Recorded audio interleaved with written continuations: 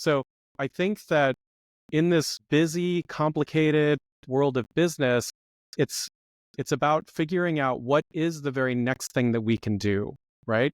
That doesn't add to the chaos and the entropy and all of the different things that happen within our business. Take a step back and think a little bit broader, because that exercise that might only take 1 to at most 3 hours can really save you days, weeks, and even months of time.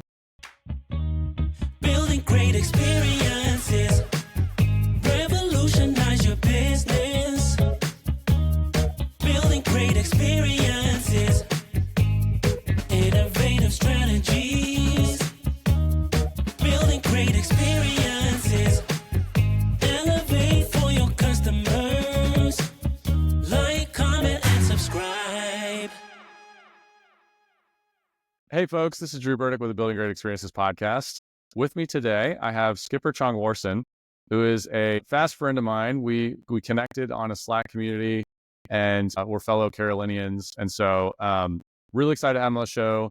Today, we're going to be talking about the future of customer experience. Where do we see it going? Where do we see the changes? And how can you get ahead of it? So Skipper, welcome to the show, man. Yeah, thanks for having me on. I really appreciate it. Yeah, for sure. So obviously I know you, you're founder of How This Works Co. But why don't you give folks on the show just a little bit more about you, your background, how you got started? Sure. So I work at the intersection of product and design. I think one of the main things, so I've been a designer for a lot of my life, but I find that in this day and age in which we operate now, the areas are beginning to blur. There's a lot of adjacency that happens between the business layer, between the product layer, and even design. So how do we harness those things together and make sure that we're having a full conversation, right? Because it might be that one part of the business has specific goals that they want to accomplish, but ultimately these are all company goals. So how do we move forward in tandem to produce better outcomes? So that's sort of my general focus. In terms of a little bit more of an introduction, I've done a variety of different jobs over the years. I think one of my first jobs was actually standing up a car wash business, a door-to-door car wash business when I was in the 8th grade because I wanted to make some money. So I'm leaning into that entrepreneurial side of myself to say that terror that you feel in walking up to the door, to knock on the door to say, hey, I'd like to wash your car for, I think I was doing it for like $15 and I would just use their hose and like wash it down. I had all the supplies. But there's also that notion in modern business where you're talking to a customer and you're asking for business. So I find myself these days really leaning into that.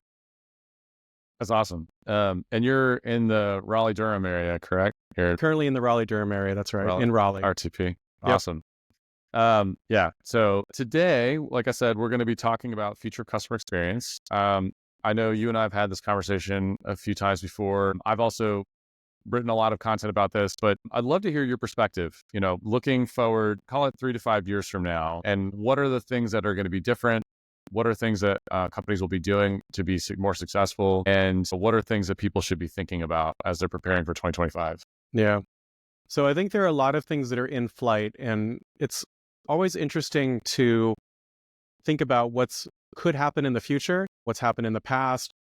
So the only time that we can make a decision or do something different is right now.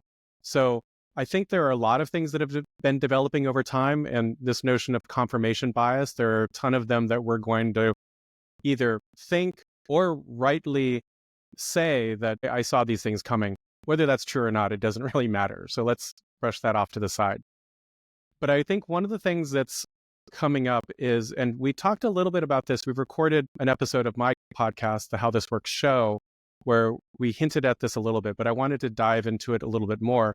But this notion that with how design and product and some of the other disciplines within how we think about building digital products, physical products, services, how they become so entwined in the business, the larger business. And I think that this is really important because I think it's only going to continue to happen. The phrase that you used on the episode that we just recorded was the commoditization.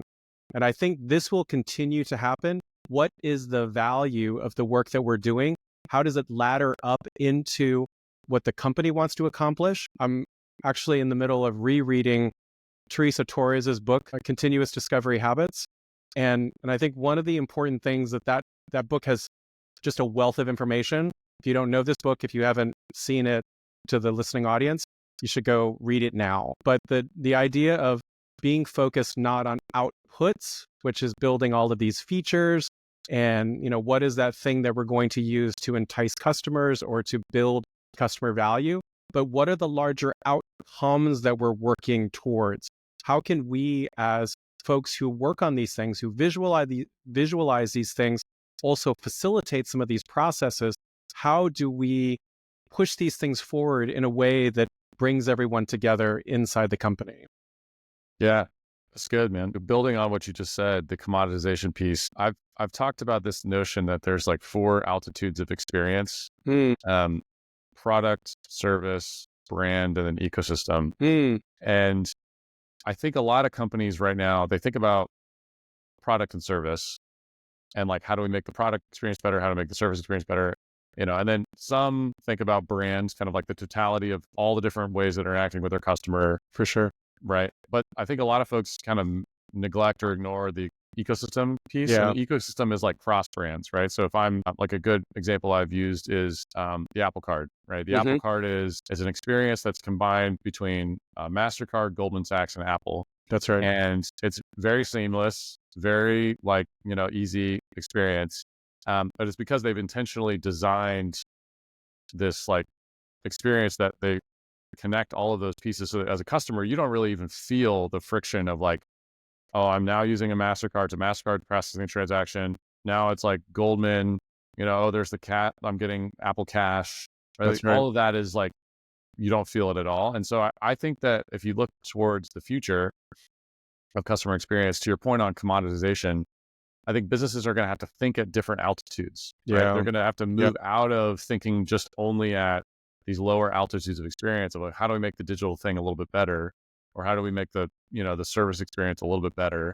And then I have to start to think about, how do all of the pieces of our brand tell stories and make customers feel a certain way? And then how do we even go a level above that? Because businesses are in the context of an ecosystem. It's like, how do we think about our customer who is, this type of persona going through this type of journey, that they're going to encounter these other brands along the way? And how do we make that, more seamless and cohesive versus just like, good luck, we don't care. Like it's your, like it's your problem, not ours. And, Right. Which is a lot of the way that businesses think today. Like they're kind of like, not my problem. You know, like that's some other department.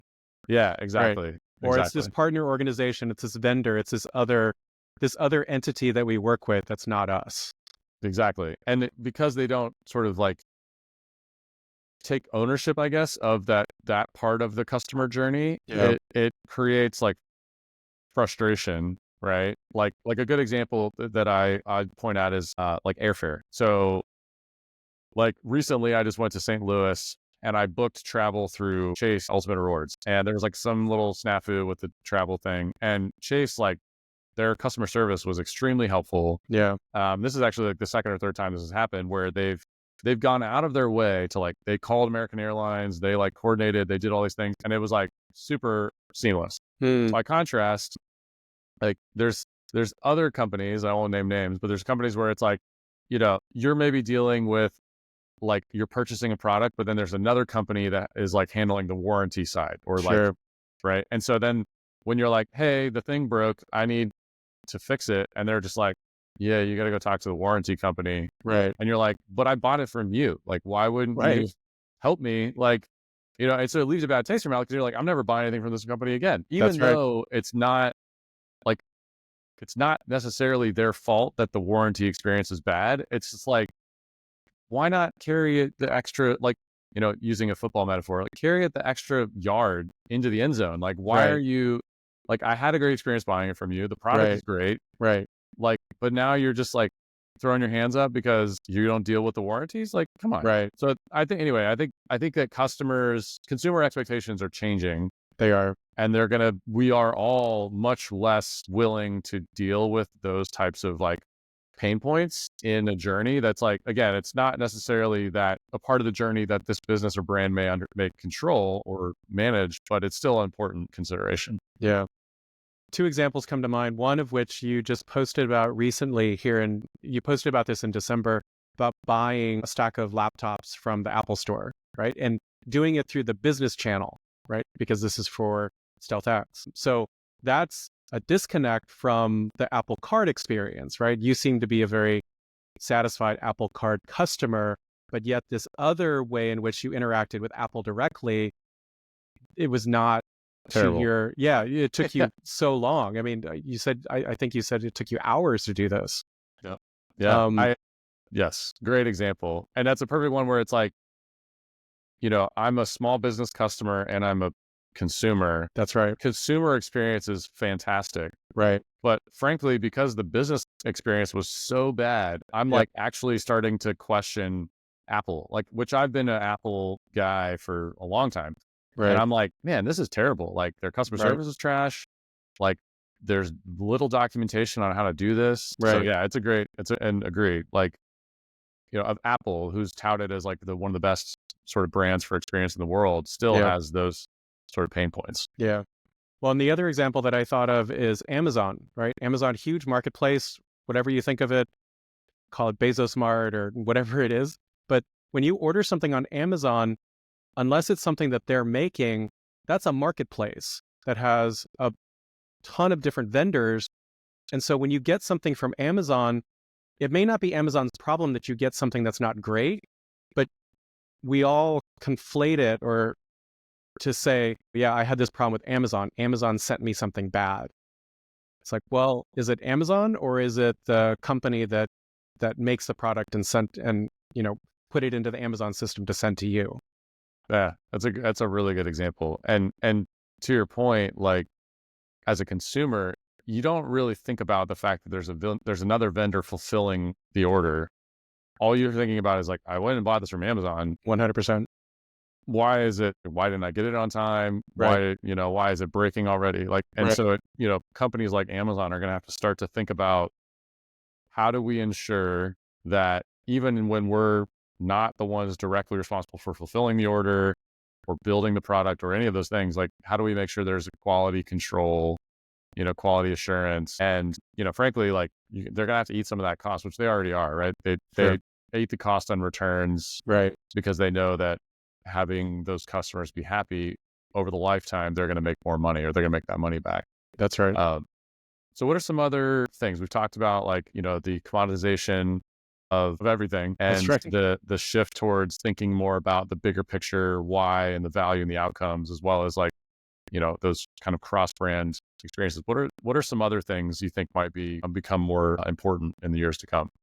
So that layer cake that you just described with ecosystem on top, I think that's a really important distinction, and not even just about different types of customers. So we could have a whole side conversation about what personas look like, marketing personas versus actual personas, all of that. But the piece that I wanted to focus on is actually the stakeholder map of what this business entails. I think too many times, and we hear this over and over inside of people's businesses, oh, I don't know what that other group is doing. Like they have their own goals and metrics that they're measuring by. So I think that there's something really important about understanding who else in the business is working on what. And I think we're shifting out of this time where you can stay in your lane and, we're sitting here recording a podcast, so we're both wearing headphones. But, as a designer, it used to be this thing of, well, I just want to go back to my desk and work on a thing, right? I want to, there's a lot of pride for some people for moving the pixels and like really working on those fine details. But I think actually the thing that's more important is getting out of that gopher hole and seeing what else is around you, who else is around you, and what things that they're working on, what things are important in their line of business. Because this siloization of any discipline is real. And I think that the more that we can do to break out of that and bring people together, how many times has there been a project or initiative that's been going on inside of a company and someone comes in, gets invited at the last minute, and everything blows up because someone didn't have the right permissions or someone wasn't aware of this project. It conflicted with something else. I think the more that we can bring people together and facilitate not only the ideation, but also the pointing of it, what direction are we going? That is so, so powerful and will continue to be important and game-changing for so many companies. Yeah, that's a really good point, and I agree completely. I'll riff on it for a minute. Like, Sure. I think that can't avoid the discussion of AI. Like, it's obviously so as much as you try, now. it just creeps in. Yeah, well, but I think, as I was talking to somebody recently on another episode about, this idea that we're going to start to see teams of AI agents that are executing on tasks, like all the tactical stuff. You'll have, an AI agent that's doing, this stuff in spreadsheets. You're going to have AI agent doing this stuff in your CRM. You're going to have AI agent doing this stuff in your CDP, whatever, right? And so what humans will start to become is we're more like kind of like spanning across things. And so I think you're going to have people who you're going to have to know how all the pieces come together and what everybody's doing, right? To be able to create value, because otherwise, like if you're just staying like in your gopher hole, to use your metaphor, like the gopher holes are where the AI will be. Like AI will be in the gopher holes doing those things. And it's like, if you want to just be a gopher, like that's what AI will be doing. And so I think it's 100% agree. Like there's going to be this inflection point where people who are not willing or able to collaborate across the different disciplines, and the work becomes more of this blending of the different areas, I think they're going to struggle. I think it's going to be really hard. If you just want to go like, I just want to put my headphones on, heads down, and I just want to like do my thing, like you're like, oh man, that's the commoditization. Like that's what will become a commodity. That's right. What will not become a commodity is the collaborating with people, bringing these things together to create differentiated experiences and value for customers. Right. So yeah, totally agree. It's great. Yep. Good call out. So we've already shared a couple of examples of folks who are doing this well. I'd love to hear if you have other companies that you think are at the forefront of kind of this new era of customer experience. So yeah, we've talked about a couple examples already. I think one of the examples that is getting some press these days, but is Duolingo. And I think one of the things that they're doing really well is that they're really focusing in on some of those details that make that experience come to life. Duolingo is an app that you use on your phone or your tablet or some sort of handheld device. And it's meant to necessarily replace learning a language or learning a skill, right? Because they've added music and they've added math. So learning this skill, it's not meant to replace the sort of classroom or in-person experience, but maybe it can augment it. And I think one of the things that they've done is built in a lot of different kinds of learning activities that will help people to retain and begin to build that muscle of whether it's vocabulary or lettering, depending on what language or what skill you're looking at. I'm reading notes. I've been playing around with the music paradigm. I'm really tickled by it. And so I think there's a lot there around building and looking at the experience. And I would say there are a couple things that I don't know that they get exactly right, or maybe doesn't land with me as a person. Like there's a little bit of a guilt tripping that happens if you don't do your daily lesson, some amount of things. And I don't necessarily love that, but I also find myself responding to that. So I think it's a very enticing ecosystem that has a lot of different rewards and value that I don't think that I would have felt in another environment.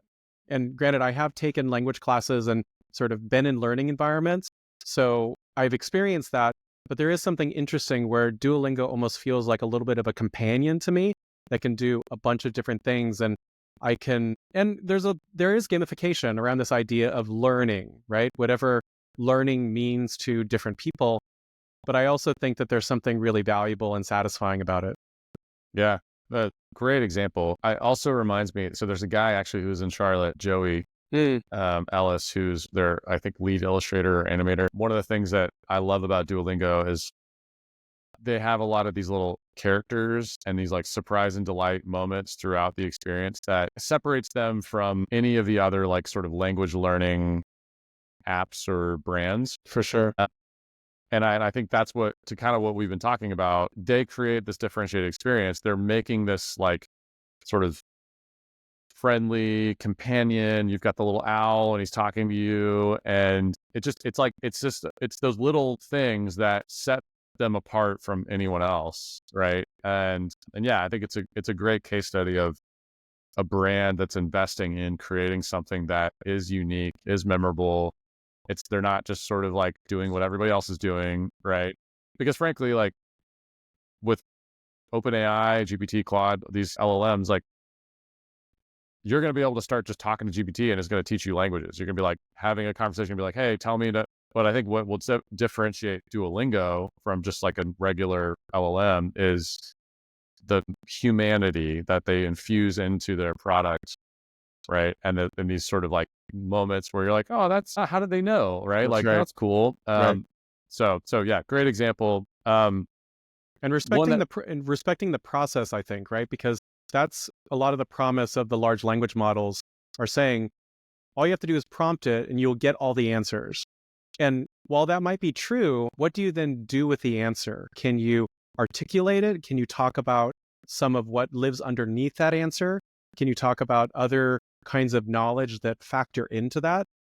So I think that it's respecting the whole process of how you learn. And granted, it's a little bit of a shortcut to do something on your phone for just a couple minutes. So there is that gamification, but I still think there's something really valuable there.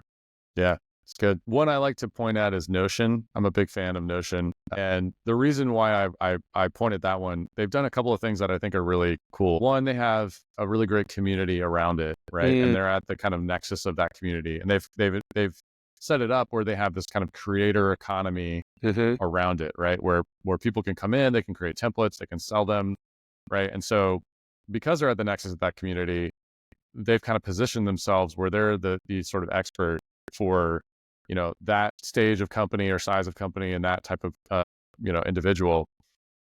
They also have done a really good job, I think, of letting people work the way they want to work. So they're trying to remove the software from like impeding you from doing what you want to do. And I think that's going to be something that becomes more and more common is, I think that in the near future, we're actually going to see this world where we're going to just talk to AI and it'll generate interface for us like on demand. And it'll be like, there will no longer be like products per se, but there will be just like AI created sort of screens or interface. And when we're done with it, we just can kind of wipe it away. And it's like, yeah, there's no actual like team managing it or building it. And so I think if you think about Notion as this like modular software where you can kind of build, like we use it for our CRM, we use it for project management, we use it for our wiki and like note taking and stuff. And I think that they're like a half step away from, or maybe a full step away from that more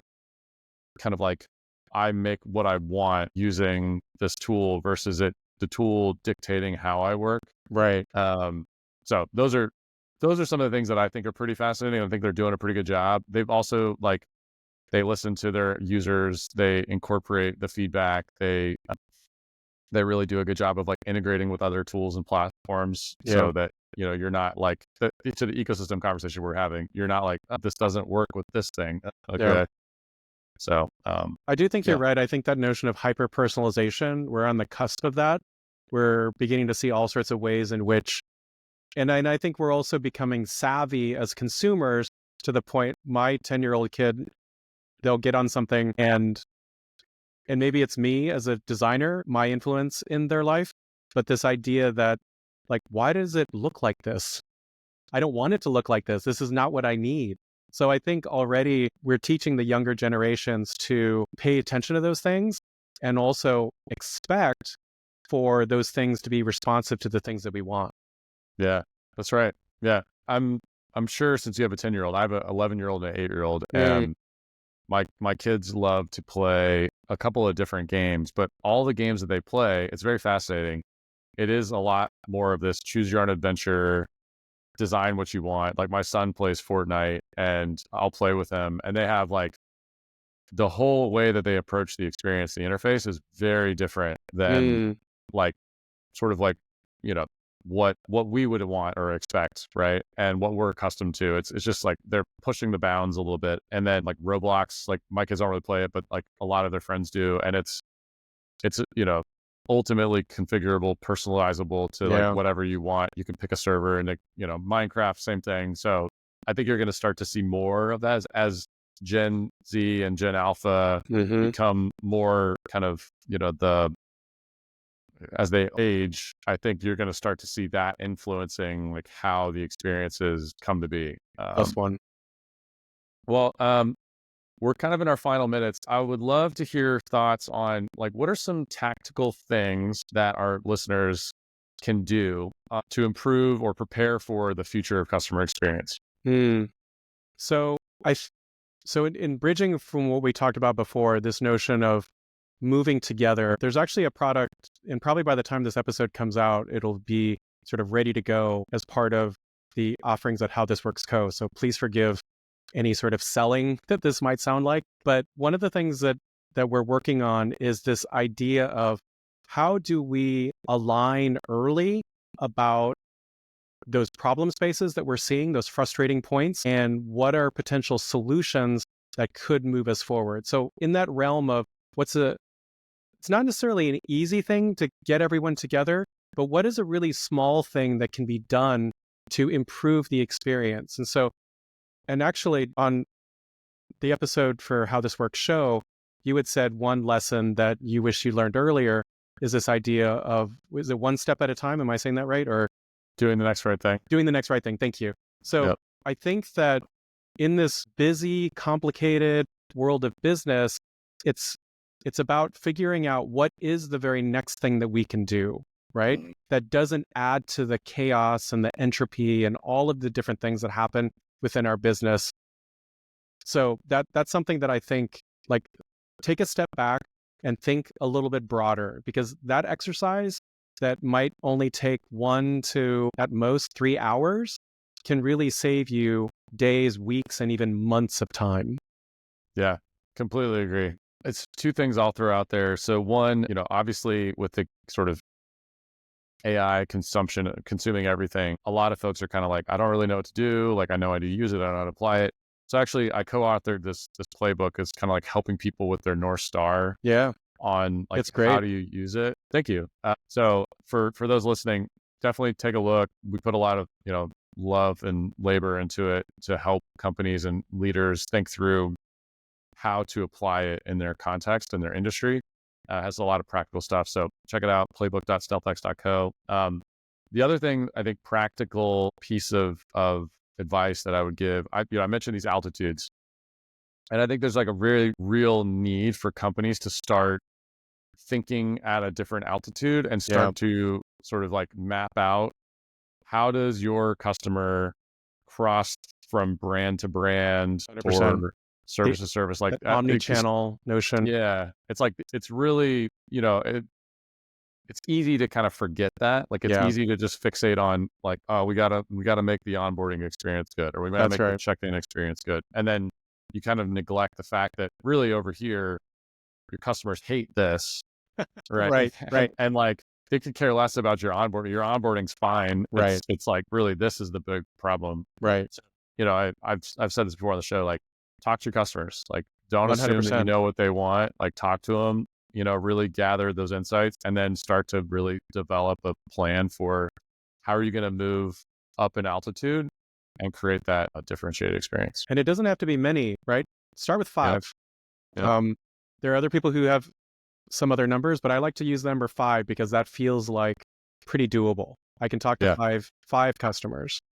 Yeah. It's the concept of just enough research, right? That's right. Like, you don't have to go embark on this big, massive program to go gather customer insight and feedback. Like, frankly, like, just talking to one is even valuable, right? But one is better than none. Like just taking the time, making it a priority. I like to recommend, like, try to talk to at least one customer every month, right? Like, start with that. And so then you can get start in that to regular cadence. Yeah, exactly. And it doesn't matter like what your role is in the organization. I think there's a ton of value in everybody just talking to a customer That's right. and hearing from their mouth, like what their problems are, because it's so much more meaningful when you hear it from a human versus like you're looking in a spreadsheet of like, customer feedback data and it becomes like numbers, like people are numbers at that point. But if you really humanize them and you're like, I'm talking to a real person who has a real problem, how can I help them? Right. Yeah. So I know we're at time, but one of the last things that I would say is you talked about Lenny Rachitsky on the How This Works show, the episode we've recorded, but I just listened to an episode that he did with Michael Margolis from Google Ventures, and the notion of looking at your bullseye customer. And even though a business may not be focused on trying to figure out who their bullseye customer or their ICP is, ideal customer profile, I think there's something really important about the process that they follow, because when they go and they interview the potential bullseye customers around this prototype, they have a watch party where a whole team sits and watches these interviews, and they have note taking and some other things. But what's interesting, as much as we've talked about AI, and they might use it on the periphery, but I don't think that they actually use it to process the interviews. It's a human process that goes in to listen to these customers, because what better alignment than to sit through 5 customer interviews and say, yeah, these are all the things that we heard. Yeah, I really, really love that. There's some similar things in the Google has their Moonshot Factory, Company X, and they kind of similar type things. But yeah, well, Skipper, fantastic to have you on the show. As you mentioned, we have another episode over on the How This Works podcast. So I'll link that in the description. Check it out. Skipper, where can folks find you online? Sure. So the easiest way to find out about the work that I do is at How This Works Co, and that's howthisworks.co. And you can also look for the How This Works show. I didn't mean for it to rhyme, but it does. You can find the How This Works show in your podcast feed. Awesome. And folks, you can find me pretty much every social platform, Drew H. Burdick and drewburdick.com. Skipper, man, thanks for being on the show. I appreciate it. Yeah, same.